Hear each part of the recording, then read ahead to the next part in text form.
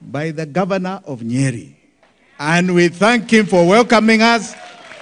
He's a good friend of our father and mother, Governor Kahiga. Thank you so much for everything. Asante sana, brother. Thank you very much, James. Asante sana, Jimmy. Mama Ito, the entire Maina Wanjege family, retired Prime Minister, Mheshimiwa Raila Molo Odinga. Thank you for coming. My colleague, Governor James Orengo of Siaya, you still owe me a visit. Tumesema uniite na umekataa. Viongozi wale wako hapa, I have also seen Iyala MP, Winnie Odinga. Maina Commander, Secretary General wa Jubilee, MK, my brother MK, na viongozi wote walio hapa, mabibi na mabwana, hamjambo. How are you? Nianze kwa kusema kwamba ningetaka niwakaribishe hapa katika jimbo la Nyeri.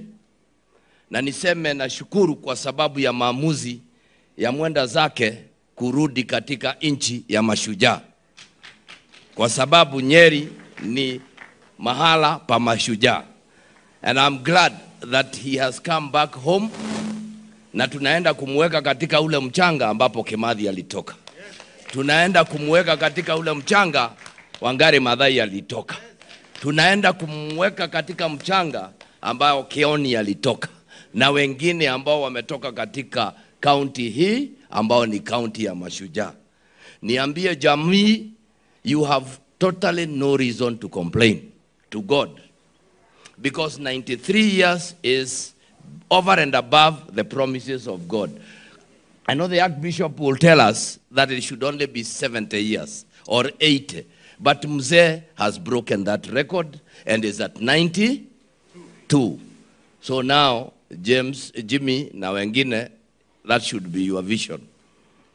At 95, 100. Huko ndio mnaelekea. And we must say that when we have, as I was seated here, I was asking, nimeketi, and I was visioning my day like this. And I was wondering, what would the people of Nyeri say?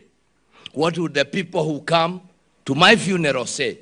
And I said, I want them to say what they have said about Maina Wanjege. That this was a man who had an opportunity to steal and get rich using ill-gotten wealth, but he refused to do that. He is a man who settled 1 million acres, but never took an acre in Nyandarua. But what are we seeing today? We are seeing men and women who are walking around carrying ill-gotten wealth, and they don't have the shame and temerity.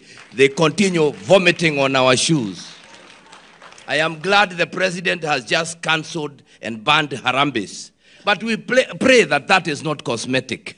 We are saying if you are banning Harambes, let us ban them. But let us ban stealing too, because we are also allowing stealing.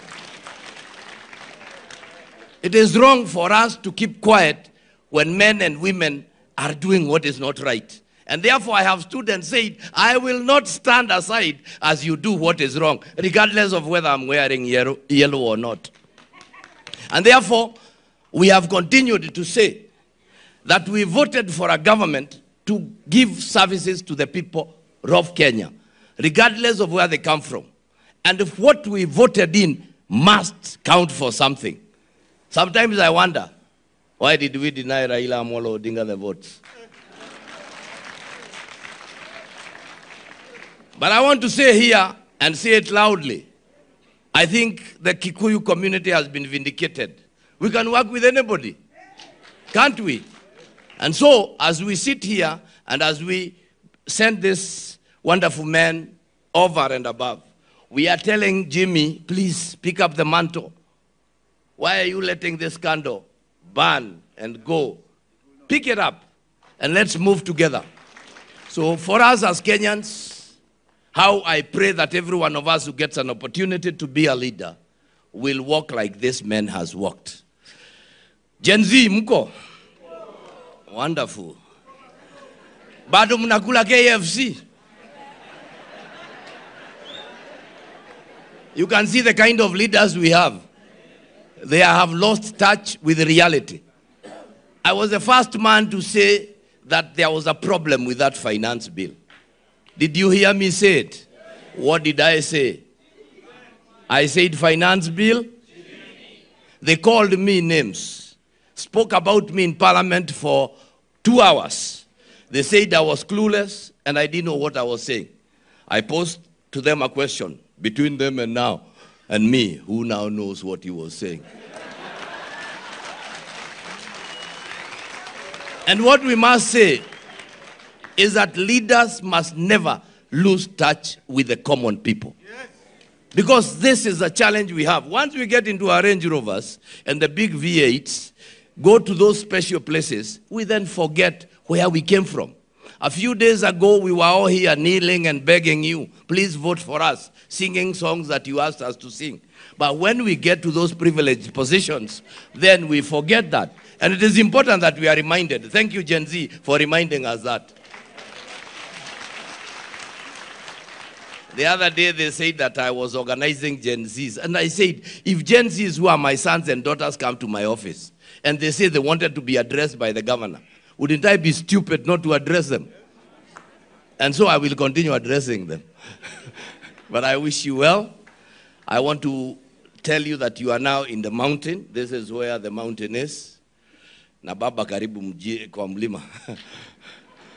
Last time wewe ulitafuta watu hawajui mlima. Iko watu wanaelewa hii mlima vizuri. Come and we see that. May God bless you so very much. Asante sana. Governor, asante sana. Damu ya maumau hiyo. Damu ya maumau. Makofi tena ya governor.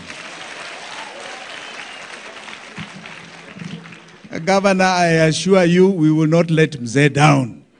Yes.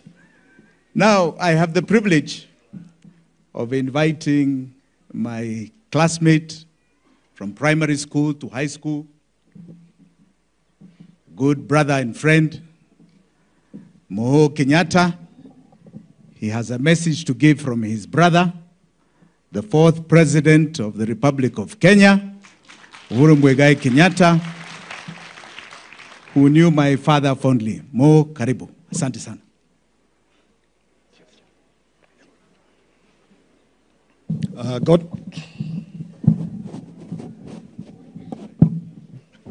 God is good, and all the time.